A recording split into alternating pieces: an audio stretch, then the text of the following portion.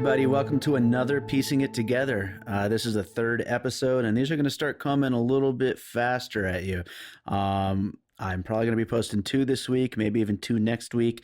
But, we're eventually going to settle into a once a week, maybe even once every other week. That was my original plan, but, we'll see what happens. And obviously, I didn't do a mini episode between these two because, do I really need to do a mini episode between two main episodes a week apart? I don't know.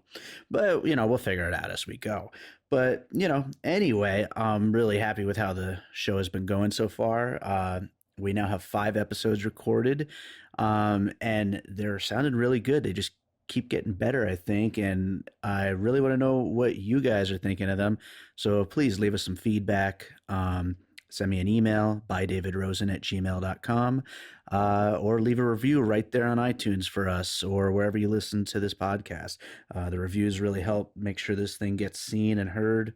So, thank you for all the support, everyone. But with that said, new episode coming up. And this time we're going to be talking about Black Panther, which is a movie that probably needs no introduction since it's made over $1 billion since this podcast started and has dominated the world of cinema all year.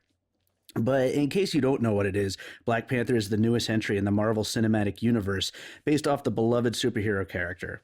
The film is directed by Ryan Coogler and stars Chadwick Boseman, Michael B. Jordan, and an incredible cast, not just for their talent, but for the fact that such a huge, big-budget movie was finally made without the need for the poster to feature a bunch of white faces. They still managed to squeeze Martin Freeman and Andy Serkis in there, but otherwise I think it's like 99% black, and that's awesome. It's a movie filled with a beautiful, futuristic African landscape and plenty of Marvel-style action, and should continue to be the center of attention in the movie world for the rest of the year. Helping me on this episode is my buddy Q. He is the host of my other podcast, Bird Road, and also my best buddy and also my boss on this podcast network, All Points West. So, make sure you listen to him.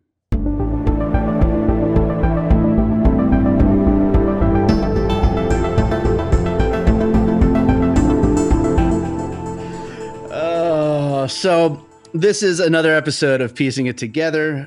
With me is my best friend, Q. You know him from our other podcast, Bird Road podcast. How you doing, Q? Hey, thanks for having me on. Absolutely. So we're going to be talking about Black Panther today. We were originally going to talk about it like $500 million ago. But we kind of got held up and didn't really get to this. But here we are now, and it's the most successful superhero movie of all time. So what's even the though most successful movie of all time? Like, what's the biggest movie of all time? Isn't it still Avatar, I think? Really? What about the last Star Wars that they did? Yeah, that's definitely top 3, I believe. I want to say Avatar is still number 1, like everything all told. Yeah, I think it's still Avatar. But this is now the biggest superhero movie, and it's still going. I think it was number 2 at the box office this week. So it's freaking mega hit. And so that's why I thought we should definitely still talk about it. And I think it's the most recent movie you saw at the theater, and I definitely wanted you to be on this show with me. I'm glad we're doing this. So what I've been doing with the other guests so far is having them go first. So I'm going to have you go first with a movie that you think inspired the filmmakers. Wait. Aren't you going to do a synopsis of Black Panther? Or do you want? I do that in my intro. Oh, you do that alone. Okay. All right. Yeah. All right. So read me back into that. Go ahead. Yeah. So what I normally do with my other guest co-hosts is have them do the first inspiration. And so let's put it straight to you. What movies do you think inspired this one? You could start with your first one. Okay, so I think there are a few obvious ones, and it feels nice to be on your show, Dave, and to sort of like stretch my legs out and kind of feel what it's like in here. It's nice. It's nice. It's a different by the way, for everyone listening, I'm going to probably be laughing a little bit more than usual on this one because it's impossible for me not to when Q talks. There's a one person in the world that finds me funny, and it's Dave. Like, nobody else laughs at anything I say. I'm a failed comedian up and down with delusions of hilarity only because of spending my entire 20s with one person who thinks I'm funny. So the first one that I thought was maybe let's start a little bit like on the surface, Mhm. without like digging into the storyline or digging into the meat of the themes and stuff like that, but just really cosmetically on the surface. Kill Bill Volume 1, right off the top with the iconic fight scene that was in that movie, of course, that was filmed at the Beijing Film Studio, and the casino fight scene that was filmed in Black Panther. And I say it because they're the exact same studio. If you look at it, Mhm. it's the same building, the same setup, the same dual staircases, a lot of the same action that Coogler filmed it differently. It wasn't the same Tarantino style fight. It was Right. much more kinetic, and it was superhero. It wasn't something that left the bounds of reality. Everything Mhm. that the bride was doing in Kill Bill Volume 1 was like physically possible within the realm of reality. Sure, she was jumping up really high and kicking a lot of ass, but she wasn't lifting, a truck over her head or anything like that. It wasn't like obscene, absurd or anything like that. Whereas the casino fight scene, which I think is in some of the write-ups that I've seen about this movie coming out of it, it seems like that's one of the scenes that's taking on more of a like an iconic status. People are talking Right. about that scene a lot. Yeah, And well, I think it is the best like action scene of the movie. That and the car chase, which comes right after it, if I remember correctly. it's definitely my second favorite comic book fight scene behind the Daredevil hallway fight scene that everybody, the old boy ripoff. That was probably my favorite, and this is probably my second favorite. Right on. And they're completely different fight scenes. The worst things comic books do, the worst things are a huge. Usually, this is the ultimate scene of the climax, the fight, but a huge sort of transformer like, can't really get your head around it, massive creature that Mm. people are flying around and shooting lasers at. And it's all just CGI, and it happens in a completely different planet than what you're actually watching. It just feels removed, and Right. this felt granular, and this felt gritty, and it was a great scene. I thought that was a really good scene, and I couldn't help but notice the extreme similarities to the way the casino was set up, to the way, go back and watch it, to the way that the nightclub, or any she's nightclub in Kill Bill Volume 1 was set up. Sure. And I think Ryan Coogler and Quentin Tarantino definitely have a lot of similarities in that they're two filmmakers that really show their inspirations like right up front, right on their sleeve. There's a lot of it is stuff that you can see just immediately just watching the movie. Like this is just a big fan of cinema, loves all kinds of movies, and is injecting them right there into what's unfolding on the screen. Um, and speaking of the casino scene in particular, that's a good lead into my first one here, which is actually like the James Bond movies, the James Bond series, which I think a lot of the fighting and the going around the globe and all that, and then of course Shuri, I think that's how you say her name, who is kind of like a Q character, and all of Black Panther's gadgets and all that kind of stuff. I think there is a lot of James Bonds in this movie. See, yeah, and what's the commonality there is, and I always love when one of us. I'm an aficionado of superhero movies. I know it's kind of cliche and corny, but I love them. And one of my favorite things that a superhero movie does is when one of the superpowers is just being rich and Right, like right. having crazy amounts of money or resources at your disposal. Yeah. James Bond, not like your classic superhero or anything like that, but did fit that mold in terms of just having every single resource available to him in the world.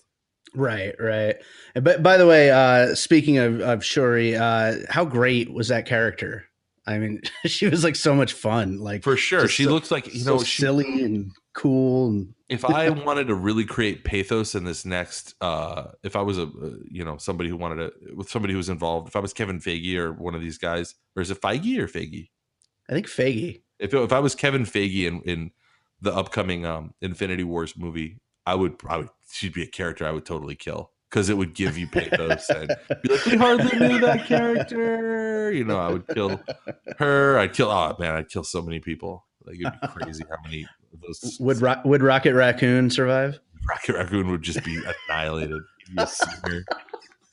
He'd be a smear on something.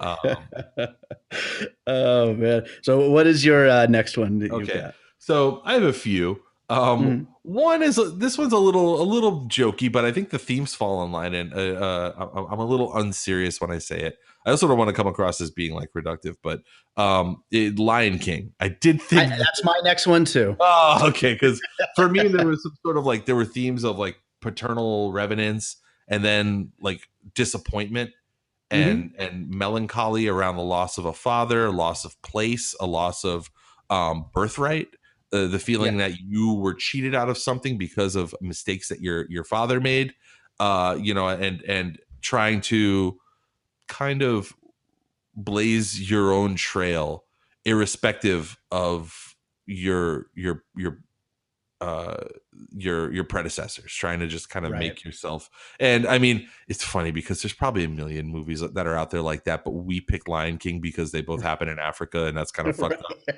But like, Yeah, but is it though? I mean, like, because I mean, also even on the surface level, the score, the setting. I mean, the music is awesome. It's probably the best score I think that a Marvel movie has had, and that's because it's got that amazing African music sound. the best And score that any Marvel property has had has been Luke Cage on Netflix so far. But I haven't watched Luke Cage. the second best was this for sure. Yeah, yeah. Yeah, no, I think Lion King is definitely. I mean, it's impossible not to say it. I don't think there's anything I wrong mean, with it's the on there. uncle, the evil uncle. I mean, of course, then it goes kind of down to the cousin. It ends up being a cousin battle with Michael K. Williams. But oh wait, no, not Michael K. Williams, Michael B. Jordan. Sorry, Michael Jordan. Yeah, Michael. It ends up being a sort of different generational conflict, but still sure. falls the same. I mean, you're really splitting hairs at that point. I think Yeah. it's this movie had a lot to say about. This movie had a real big challenge, I think, and this is part of that next second wave of it's going to be really hard to keep Chris Evans and Robert Downey Jr. in contract. We need to have these really charismatic, cool characters that are going to keep you caring about these movies for the next, I don't know, 7 or 8 years, right? Mhm. And they I think they did a really good job with Spider-Man setting that up. Doctor Strange, I don't know, but like I'm not Yeah. super big on Doctor Strange. I think most people might be a little lukewarm on it, Yeah. but Me either. they knew that they needed a character like another I really care about this guy character. And what I would really commend them for is I think a safe move would have been to go with an African American character who Right. shares more cultural similarities, talks like us, sounds like us. Don't forget, there's a very specific niche that they make movies for. It's Yeah. Yeah. mostly for Chinese people and American people, and like all movies have to like kind of comport to that. And but no, they chose to go this way with Black Panther, and they were under the gun to flesh out this character and give you, like I said before, all this pathos about him. And he's lost people. There's people he's trying to protect. You care about him. Here's why, and cram it down your throat in like 2 hours and 10 minutes. So Yeah, I was going to say to that point, my biggest negative for this movie would be the fact that I think everyone surrounding Black Panther is a lot more interesting than him for himself. sure, And I mean, yeah, I think he's a good character that hopefully is going to continue to grow, and they're going to do something. I mean, especially after the success this movie's had, I'm sure they're trying to figure out exactly what to do with him now. But yeah, I mean, he's a cool character and he's a great actor, the guy that plays him. But yeah, it's just there's so much more interesting things happening in the movie with Killmonger The villain, and Killmonger. Shuri, and Michael B. yeah. Jordan was, I don't, did he drop the B? I remember when he was on The Wire. No, he's still Michael B. Jordan, Okay, because when he definitely. was on The Wire, he had the B. I didn't know if maybe he became big enough that he didn't need to distinguish himself from Michael Jordan yet or not. But to see the Killmonger character really does warrant um, some praise. Just like Scar in Lion King. Scar in Hmm. Lion King was a dope character. He was a Right. really cool character. And he was horrible. He was terrible and evil, but still, he was probably the most interesting character. Yeah. Because if you remember the reason that Scar, I think there was similar dynamic in the relationship with Scar where he wanted to push out and expand and grow the. This is crazy. I'm like pulling out Lion King knowledge from like the like plot knowledge from like I don't have like a firm grasp on it, but I do remember the Mufasa's position was Mufasa's God. position was like David Quinones, Lion King expert. I got him on my show. Mufasa's position was like we should adhere to the old ways and what we've always done, and the tradition has worked for us. And Scar's position on the matter was we should expand, we should push out, we should get bigger, and that is another. Maybe they really did like, just straight up lift this plot off of Lion King.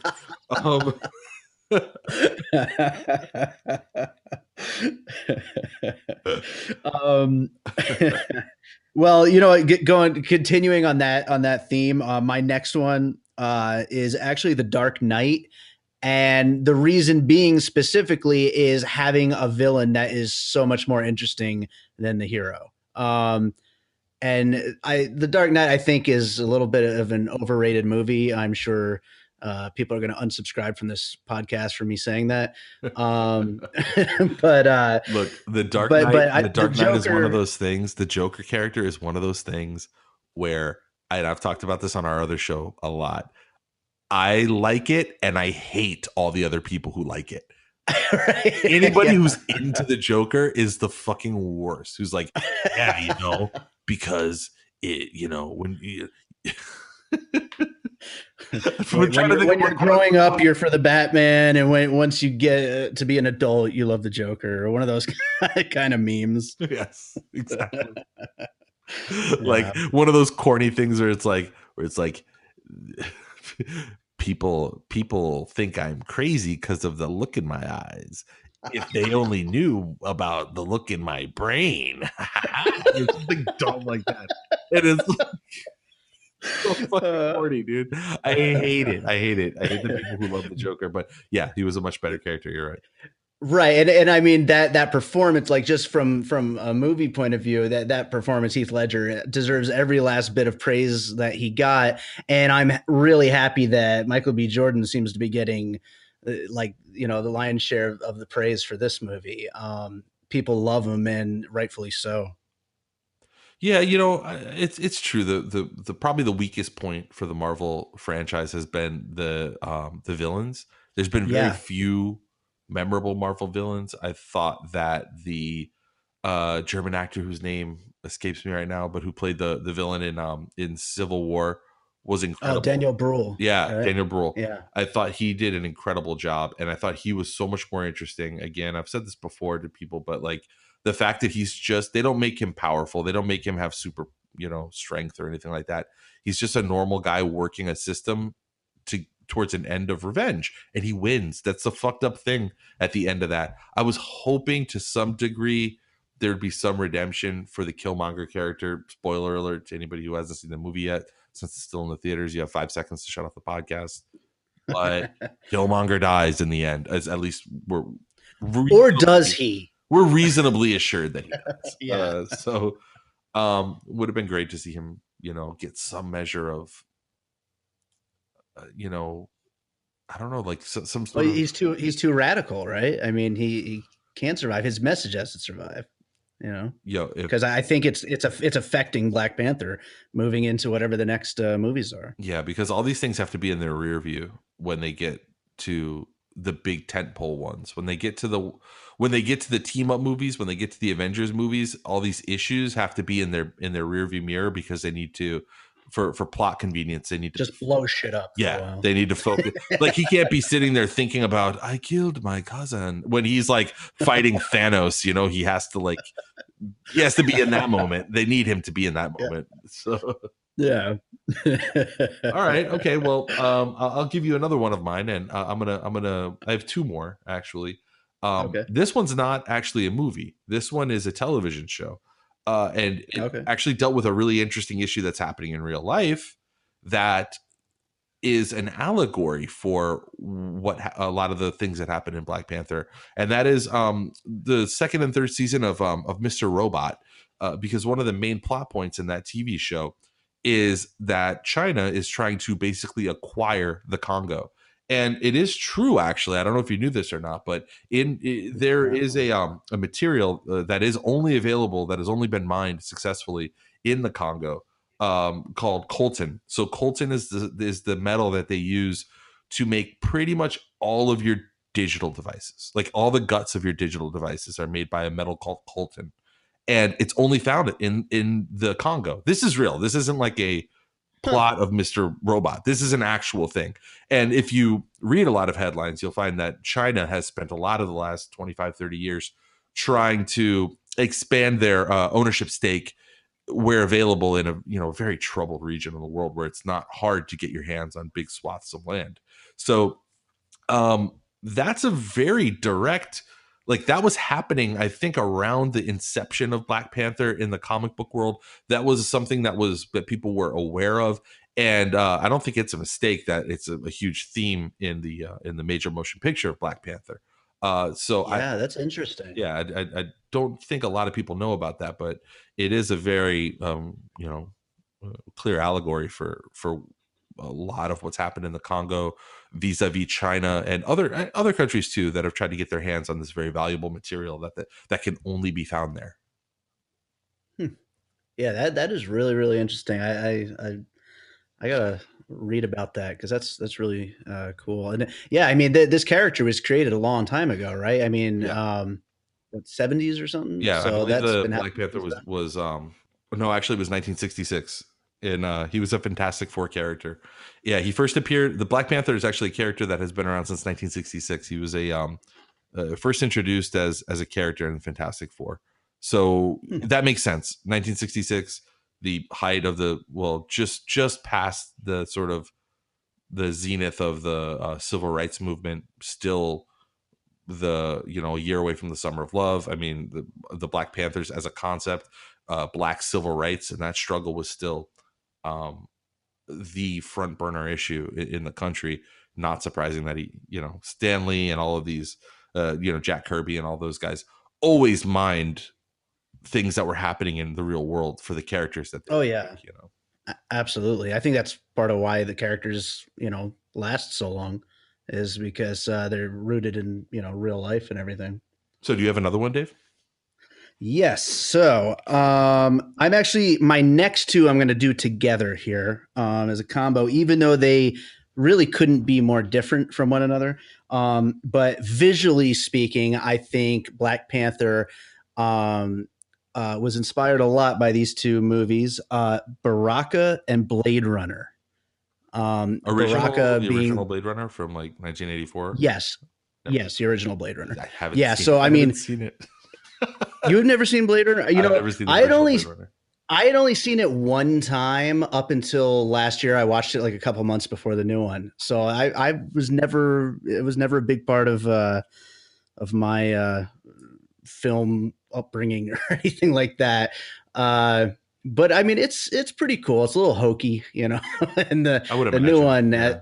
yeah, the new one, as you know, I don't think was as good as people make it out to be. I mean, it looked cool as hell. Don't get me wrong, and that's part of why I'm mentioning these movies right now, is because of the cool futuristic look. I mean, just absolutely beautiful design choices in creating this kind of futuristic world, mixed with Baraka. Which, have you seen that? No, I haven't. What is that?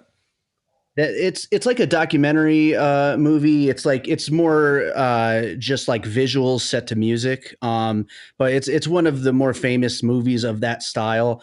And it's just these just unbelievably beautiful like visuals of Africa, set to like gorgeous music. And I there's a lot of a lot of that I believe was an inspiration. Actually, yeah, I did see an interview with Ryan Coogler where he mentioned Baraka at one point. That's not why I had it on my list, but I do remember hearing him say that.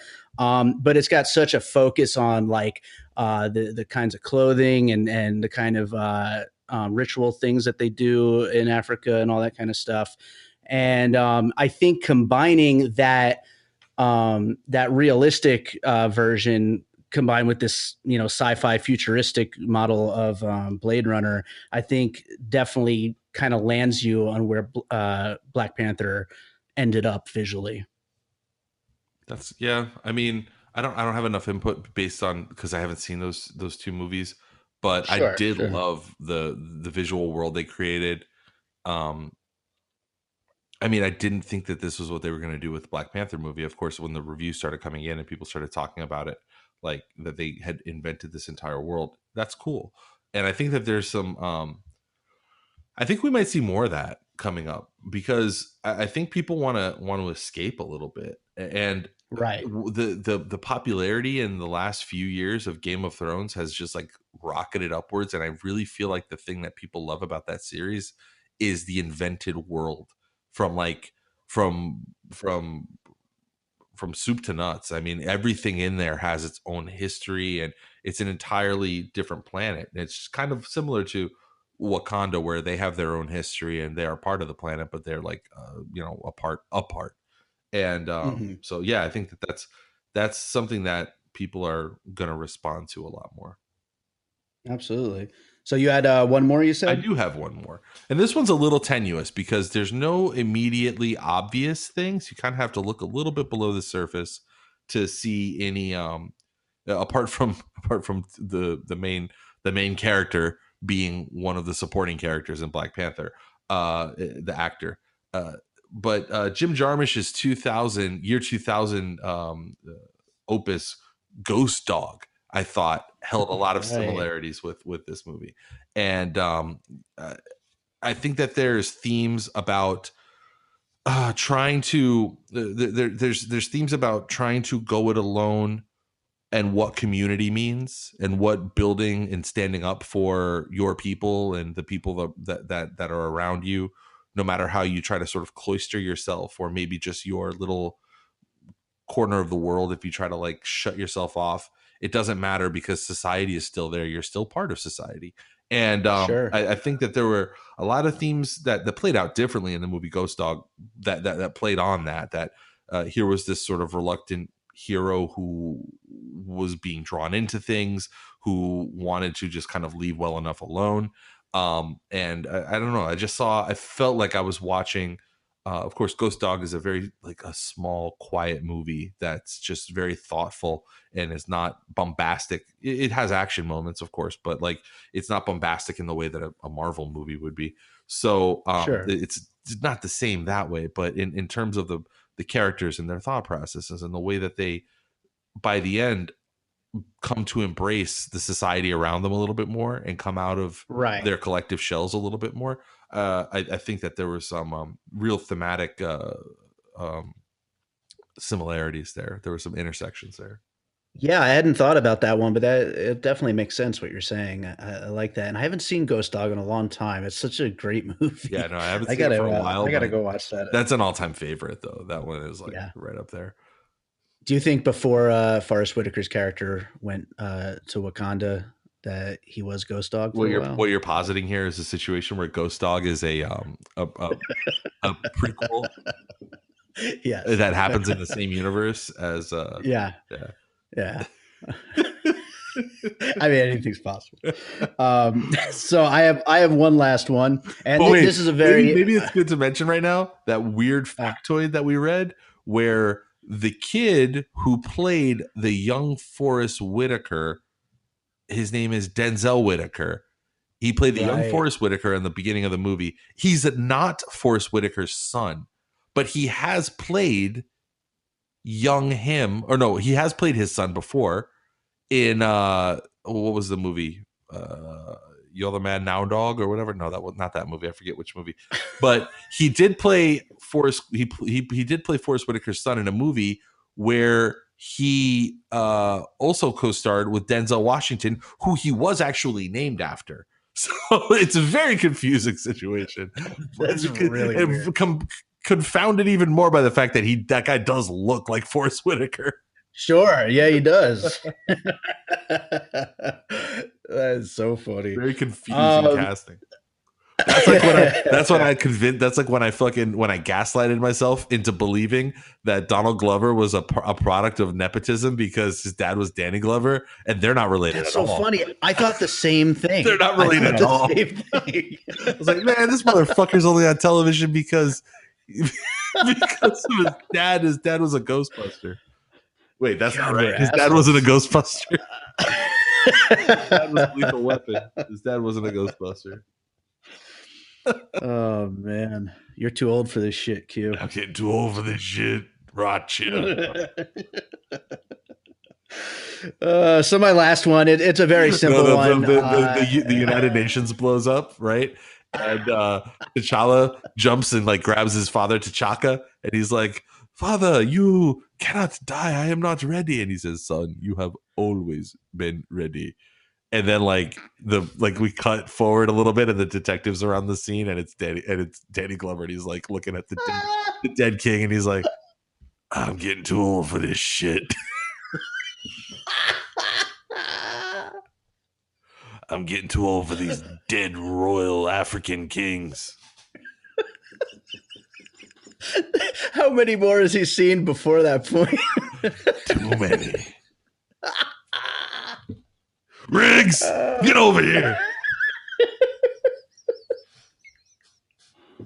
By the way, that's not an impression. I just want everyone to know that that's not an impression of Danny Glover. That's an impression of Rob McElhenney doing an impression of Danny Glover on It's Always Sunny in Philadelphia. Riggs, get your ass over here.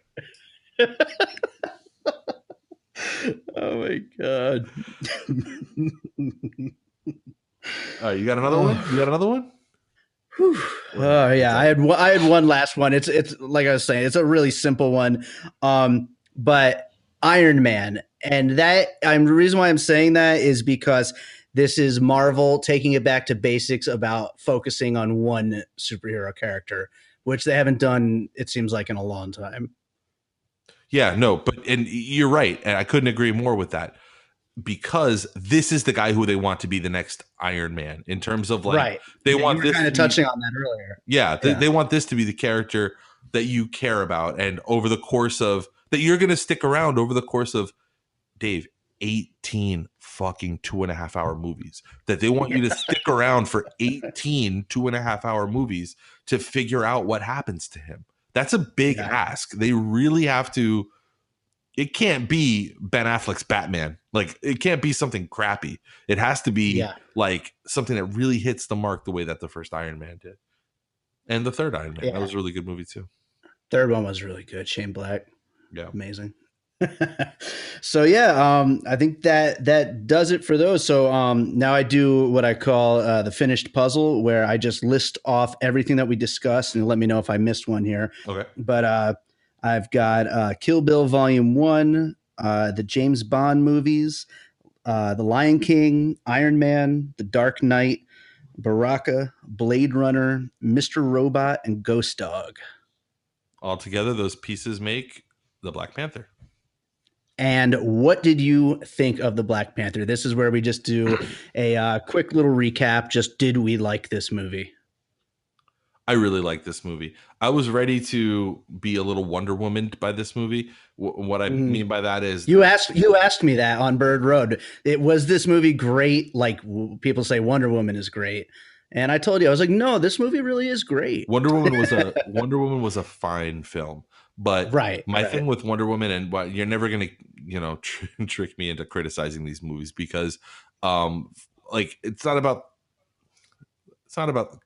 political correctness or, I would be the first one to make fun of them just doing like girls Ghostbusters and girls Ocean's 11. Like, I think that's that's silly stuff, and the conversation doesn't even belong in the cultural zeitgeist. But a movie like this and a movie like Wonder Woman are both incredibly important, and I think people look at things like representation through a lens of human resources and being an adult and affirmative action and stuff like that, and you forget what it's like to be a kid and to want to see Mhm. somebody who's just like you doing cool stuff, and Right. that's incredibly important. I would never shit on a movie for doing that, right? I would never like get, discount a movie for doing that. At the same time, I know that Wonder Woman was not quite, like, just judged on its merit, was not quite as good of a movie as people made it out to be, and I was worried Right. that this was going to be another situation like that. Wonder Woman was a fine film. It wasn't, there were people that were saying that Wonder Woman was going to be part of the Oscars conversation when it came Right. out, which is Right. insane. It's a superhero movie and a, Yeah. a well above average superhero movie, Right. not one of the like Exactly. 10 best ones ever or anything like that. But so that's cool. I mean, you should be able to feel that way. I'm sure that there are over half of the people in the world would feel that way because they're women and they would that character resonates more with them, just on a really basic level. Same thing about this character, right? In my head I was thinking like, this is probably going to be a great movie. Maybe it has a lot of the positive sentiment it's getting is because of that representational factor. No, man, this was a fucking great movie. This was, I would say maybe like the Spider-Man that they just did and that Captain America Civil War movie that I happen to like a lot, but nobody else really agrees with me on. Other than No, those, I think like people who love comic book movies loved Civil War. I think it's probably top three of most people's favorite superhero movies. yeah, and I And think just that people like me who aren't big superhero movies are like, yeah, it was pretty good. those two, um, with Black Panther. I think they're the three best, recent, and Thor, I guess. I mean, whatever. They just they have quality down to a formula, so it's hard to I get. know. The thing about about Marvel is that they have great quality down to a formula where they just get out an auteur who has a vision and give him an obscene amount of money, and no Hmm. kidding, of course something good comes out of it. Yeah. They don't try to shoehorn reluctant creatives who don't want anything to do with the franchise, or people who are more worried about having to get stuck with like a 10-year contract that they don't want. They don't take rehashed, very like boring plot lines and try to put a new spin on them. Oh, maybe this time the fucking bats carry him up the well. I don't know. Like, they don't like try to do shit like that. Maybe this time there's like pearls that break when his mom gets shot. They don't do any of that stuff. So it's hard to get psyched up about Black Panther, Infinity Wars, and all this shit because it's just like, yeah, it's probably going to be really good because Right. it should be good. It has every single thing in the world going for it. It should be Yeah. quality cinema. It shouldn't be fucking, boring. So yeah, all in all, I really Yeah. like this. Yeah, I liked it too. And another thing to add to that is the director Ryan Coogler. Just like with Wonder Woman, I think there's some people that are talking about Oscar consideration for Black Panther. And again, it's a superhero movie. That's kind of ridiculous, I think. But It's a Ryan comedy Coogler is, first. A comedy will win yeah, first. yeah. But Ryan Coogler is going to win an Oscar within probably the next 5 years or something, unless he's tied up on superhero movies. But he is a fantastic filmmaker, and yeah, there's so much talent involved in this movie, and they put together definitely, I think, one of the better entries in like the Marvel cinematic universe for sure. I was just like, I love. It's funny because if you're a big The Wire fan, if you're a big fan of The Wire, like I am, to see Michael B. Jordan, I did not Hmm. see Creed. I didn't watch that. Oh, Creed is fantastic. So It's so I didn't see it. So I didn't know that Michael B. Jordan is yoked. I didn't know that oh he's a yeah, freaking monster. I was like, whoa, where's Wallace at? And that's only a joke that like people will get if they watch The Wire. But yeah, like, because he was a little tiny, he was a little kid. I think he was maybe 12 or 13 years old or something in The Wire.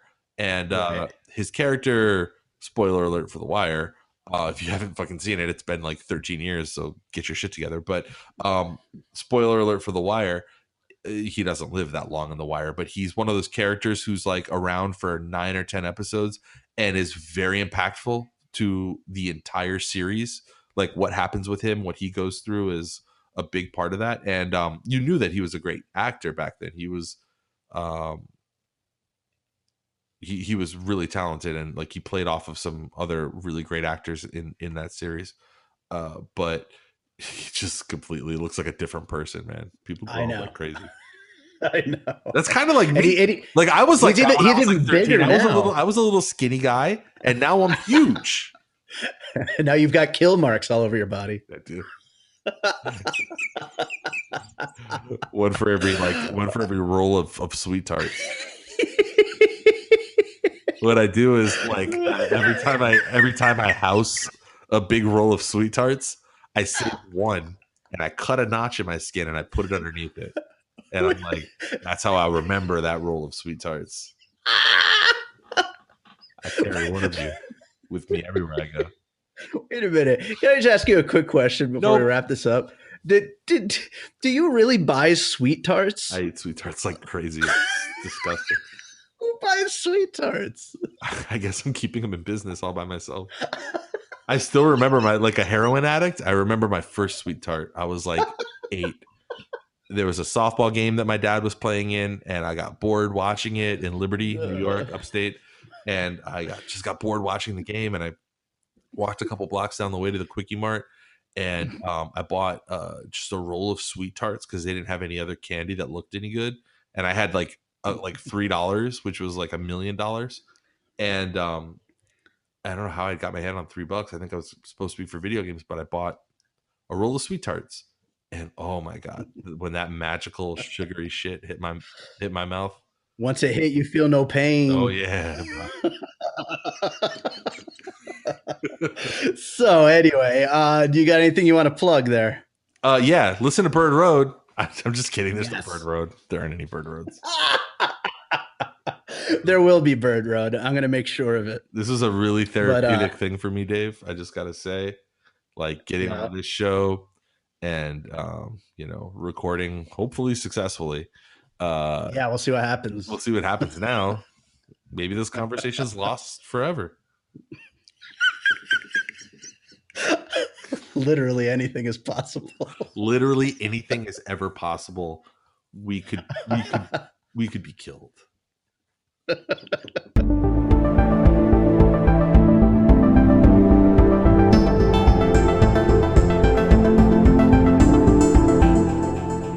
There it is, episode 3 done.